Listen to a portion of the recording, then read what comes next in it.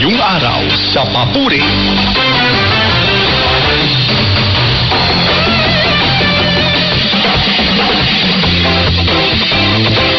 Nawa po ay kayo'y patuloy na nabibless habang patuloy na nakikinig dito sa Papuri sa 702 DZAS FEBC Radio. Ayos ba ang ating song lineup? Ako pa rin po si Kathy Azada Amaka. Ang bilis ng oras. Tayo po ay nasa huling bahagi na ng ating programa. Pero bago tuluyan ang pagtatapos, mayroon pa po tayong ika-4 at ikahuling tampok na awit. Ito ay ang Si Kristo ang aking buhay. Isinulat ni Philip Taroja at inawit naman po ng God's Forever Family. At sa pagtatapos po ng ating pinapaksa, ang tungkol po sa ang kapangyarihan ng kamatayan ni Jesus. Ang Diyos sa pamamagitan ni Kristo, Jesus, ay nagkatawang tao upang tuksain ang siyang may tangan ng kapangyarihan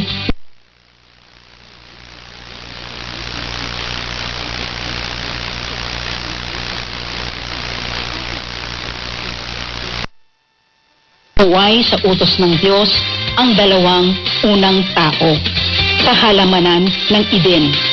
Alam ng dyablo na kung madadala niya ang mga ito na magkasala, hindi na niya sila kailangan pang patayin. Kasama ng tinap sa pagmamahal at tao, nais niyang patayin ang mga ito. Kailangan lang niyang kumbinsihin ang mga ito na magkasala. Ang kasalanan sa salitang Hebreo ay rebelyon laban sa hayag at batid na kalooban ng Diyos. At ang rebelyon na ito ang nagbigay buhay sa kamatayan. Ang dyablo ang nag-udyok sa tao upang mabigyang kapangyarihan ang kamatayan.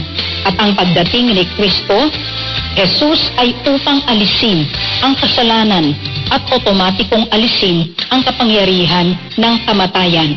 Hindi lamang niya napagwagian ang kamatayan na manatili sa libingan. Bagkus ay kanyang napagwagian na hindi manatili ang kamatayan sa libingan.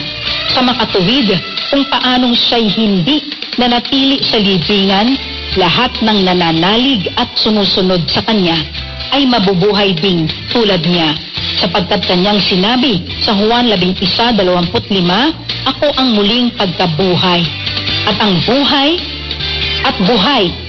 ang sinumang sumasampalataya sa akin, kahit na mamatay, ay muling mabubuhay. At sa Juan 14:19, ito ang kanyang sinasabi, dahil nabubuhay ako, kayo rin ay mabubuhay.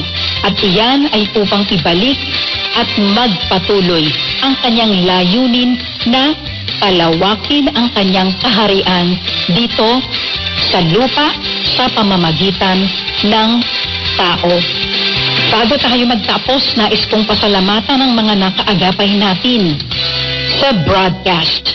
Kay Kayla Escalante, ang ating segment producer, script writer, ang mga project na sina Reggie Velena, Nat Peralta, Jonathan Reyes, Benji Mosura at Benjo Morano. At sa ating engineer on duty na si JV Taboa. At salamat din sa mga kaagapay natin sa Bokawe Transmitters site. We are thankful na nakasama namin kayo ngayong araw. Hanggang sa susunod na episode.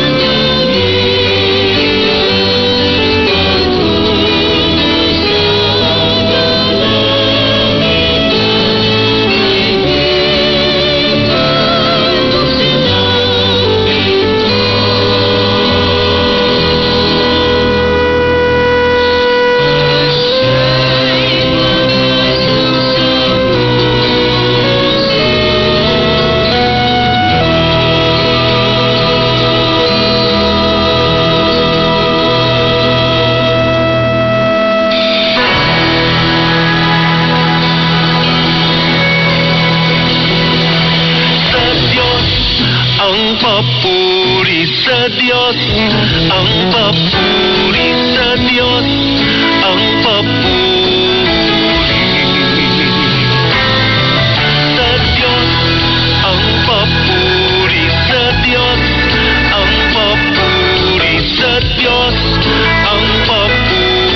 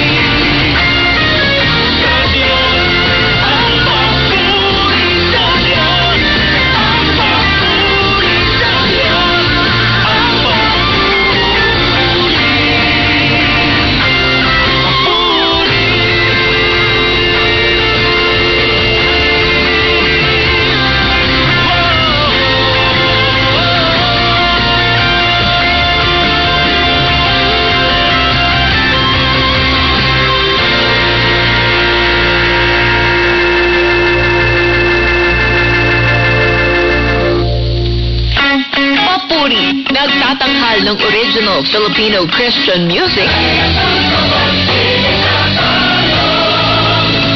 musikang natatanging hatid sa Diyos ang papuri.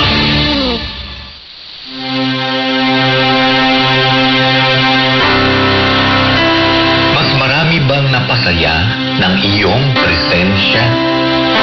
May makakaalala bang nakipag-usap ka sa Kanya? Palubog ng araw at oras ng trabaho'y malapit nang matapos. Mayroon bang magsasabing sila ay nakausap mo maayos? Nakapag-iwan ka ba ng ngiti sa isang kaibigan? Pangungumustang may kakulitan pero sincero ang laman? Naglaan ka ba ng oras para sa Kanya ay makiramdam? Masasabi mo bang sa pagdaan ng gabi, nakatulong ka?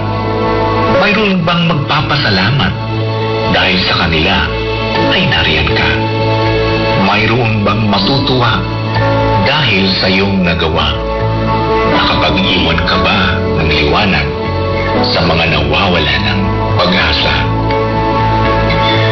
Ang bawat oras ba ay kagamit-gamit na lumipas o mandar lang na nawaldas? Sa pagpikit ng iyong mga mata, ano sa palagay mo ang sasabihin ng Diyos Ama? Masasagot mo ba ng tapat? Ang bukas na laan sa'yo ay karapat-dapat. Isinalin mula sa tulang halaw sa likha ni Edward Guest, pinamagatan, Have You Earned Your Tomorrow?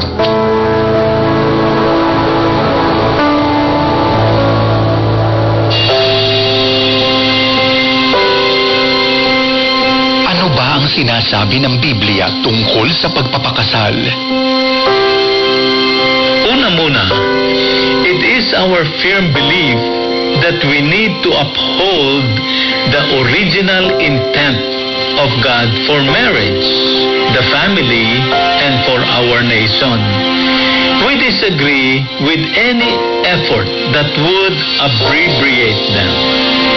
We need to affirm God's biblical design for a man and a woman, and thus we must uphold the biblical teaching.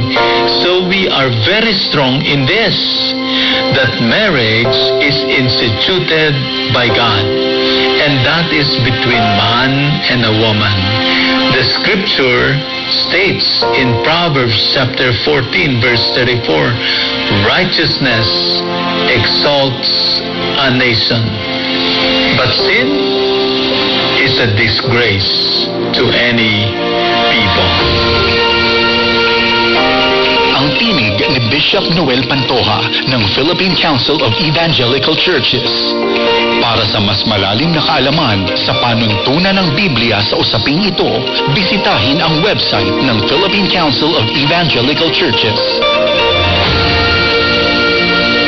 Kay, gandang buhay! Kay, saya-saya! Bakit kaya sabihin mo? Pasko po, magkakasama tayo tuwing linggo, alas 10 ng gabi hanggang alas 11:30 para sa Ayos Lang Kaibigan. Linggo, 10 to 11:30 ng gabi, Ayos Lang Kaibigan. Lamang ang piko at lagusang daraanan, di ko kayang huminto, maubusan ng daanan, kasalanan.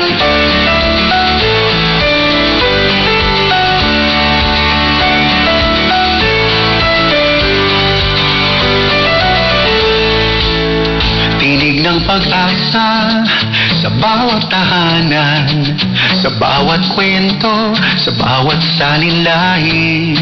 May balita at aral, gabay sa ating buhay.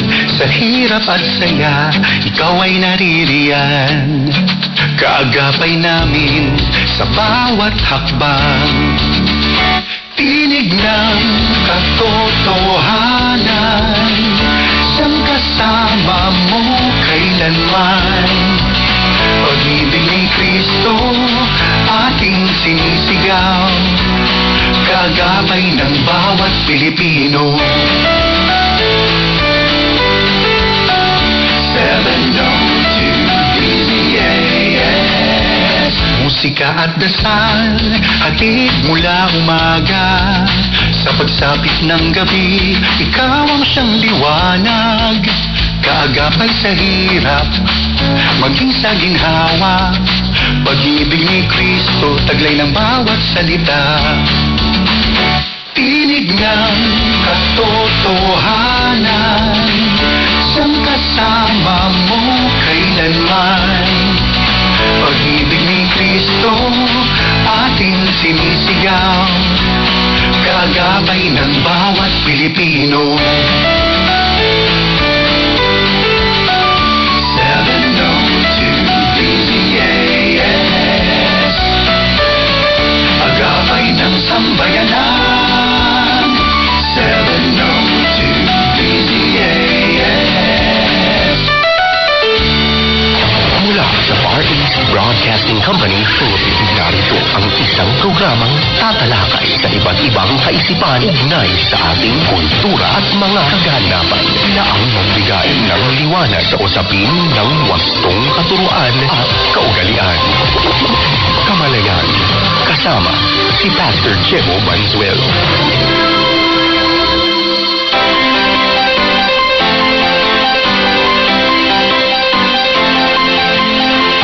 Pagpala at mabiyayang araw mga kapatid. Ito po ang inyong lingkod, Pastor Jebo Banzuelo. At kayo po ay nakikinig sa programang Kamalayan. At tayo po ay patuloy at palaging magpapasalamat sa Panginoon sa kanyang kagandahang loob na tayo po ay magkakasama upang mag-aral ng kanyang salita. Siyempre maraming salamat din po sa lahat ng mga partners natin sa ministry na nagbibigay katiyakan na inyo pong masusubaybayan ang ating mga programa, kasama po ang iba pang mga programa. Yan po yung mga kasama natin sa radyo, sa mga online platforms, at syempre kayo po na mga nag-aaral kasama namin maging sa iba't ibang bahagi ng mundo at iba't ibang bahagi ng Pilipinas. Pag-usapan po natin ngayon ang tungkol sa ating identity at paano ba natin mapapagtibay yung identity bilang isang mananampalataya. Alam niyo po, napakahalaga at may tuturing nating isa sa mga basic foundation ng paglago sa buhay espiritual ay yung pong pagbabago ng identity at pananatili at paglago doon sa identity na yon. Sabi sa Galatians 5:17, meron po tayong sinful nature. At yung sinful nature natin, taglay natin yan. Kahit na matapos tayo makakilala sa Panginoon, nasa atin po yan. Ngayon, nung tayo po ay nasa Panginoon, nadagdagan po yan sa atin yung spirit ng Panginoon. So, ibig sabihin, ito pong dalawang ito, lumilikha ng desires, at yung mga desires na nalilikha, magkabaliktad po ang kagustuhan.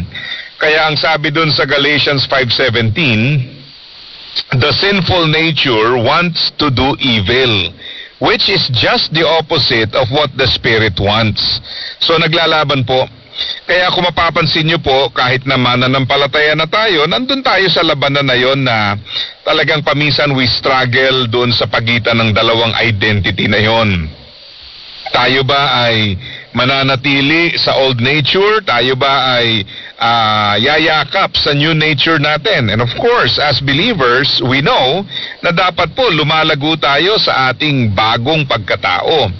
Pero ang mahalagang tanong po, paano ba lalago doon? Ito po, napaka-importante na ating maintindihan na kailangan nating yakapin yung new nature.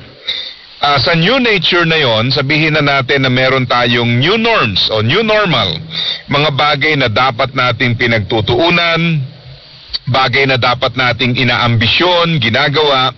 At paminsan po, pag hindi naging maliwanag ito, ang nangyayari, mananampalataya tayo because we accepted Jesus Christ as Savior and Lord, and yet yung ating life ambitions, life choices, or even yung values natin are more aligned with the old life rather than the new life. Kaya paminsan makikita mo, nag-struggle sa Christian life. Bakit? Kasi pinipilit natin paghaluin yung mga bagay na hindi naman dapat pinaghahalo. pinagsasama natin yung pangarap ng mundo at ang gusto natin, yung mga values natin as believers, ang siyang magiging daan o para magtaguyod doon sa mga pangarap natin na makamundo. Kaya minsan nagkakaroon ng struggle at naguguluhan tayo.